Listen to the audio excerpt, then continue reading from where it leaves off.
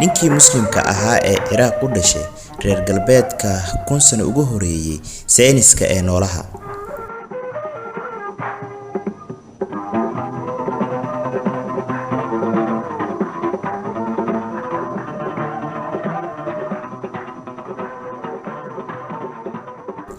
saynisyahankii u dhashay Britain ee lagu magacaabi jiray Charles Darwin wuxuu helay aragtida sayniska ee ku saabsan noolaha adduunka.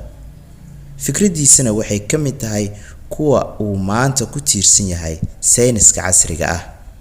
laga soo bilaabo muddo dheer ka hor waxaa la sii horumariyay aragtiyada ku qotoma asalka nolosha dadka iyo xayawaanada adduunka. buug uu Darwin qoray sanadkii 1859 ayuu ku qeexay aragtidiisa dhinaca sayniska ee abuurka noolaha.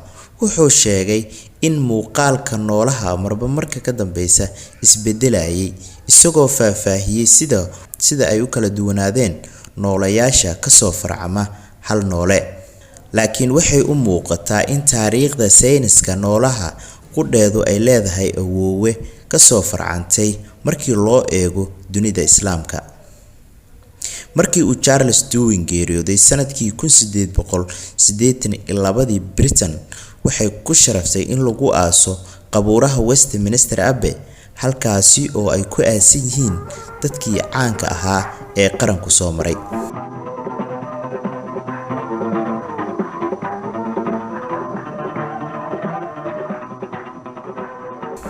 xulashada dabiiciga ah qiyaastii 1000 sano ka hor markii uu fikradaha soo bandhigay Charles Darwin waxaa jiray saynisyahan muslim ahaa oo ku noolaa dalka Ciraaq kaasi oo lagu magacaabi jiray Al-Jahis. wuxuu xilligaasi buug ka qoray sida muuqaalka noolaha isu bedelayay, habkaasi oo uu ku magacaabay xulasho dabiici ah.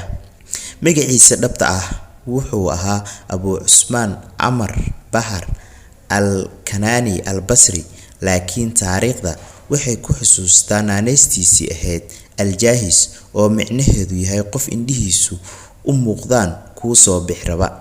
ma ahan magac qurux badan oo qof lagu naanaysto, laakiin Al-Jahis caanimadiisu waxay ku nooshahay buugiisa cajiibka ahaa ee uu ku magacaabay Kitaab al-Xayawaan, buugga xayawaanada. wuxuu magaalada Basra oo ku taala koonfurta Ciraaq ku dhashay sanadkii markuu ahaa AD 776. xilligii uu dhashay waxay ahayd markii Ciraaq iyo meelaha u dhow ay ka soo ifbixeen fikrado loogu kuurgalayay cilmiga ku saabsan noolaha bani'aadamka. waxay ahayd markii uu heerka sare ka taagnaa xukunkii Cabbaasiyiinta. erayo cilmiyeed laga soo turjumay luqadda Greek ayaa laga dhigay Carabi.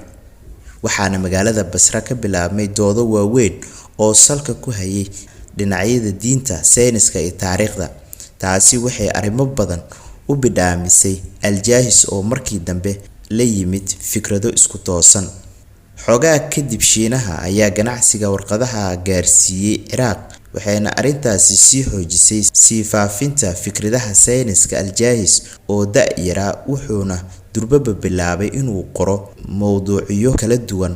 waxyaabihii uu daneynayay waxaana ka mid ahaa culumta sayniska, juqraafiga iyo naxwaha Carabiga ah.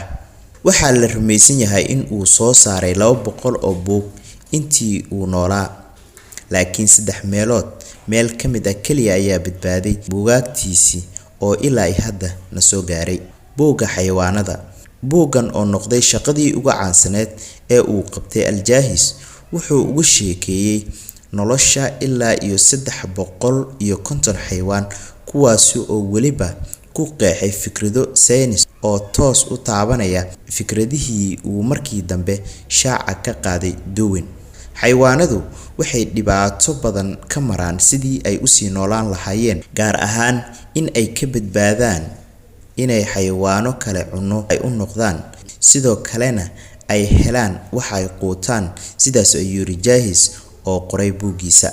waxa kale uu yiri arrimo dhinac deegaanka la xiriira ayaa noolayaasha u horseeda inay yeeshaan xeelado ku xaqiijinayaan sidii ay u sii noolaan lahaayeen, kuwaasi oo markii dambe weji kale u sii yeelanaya.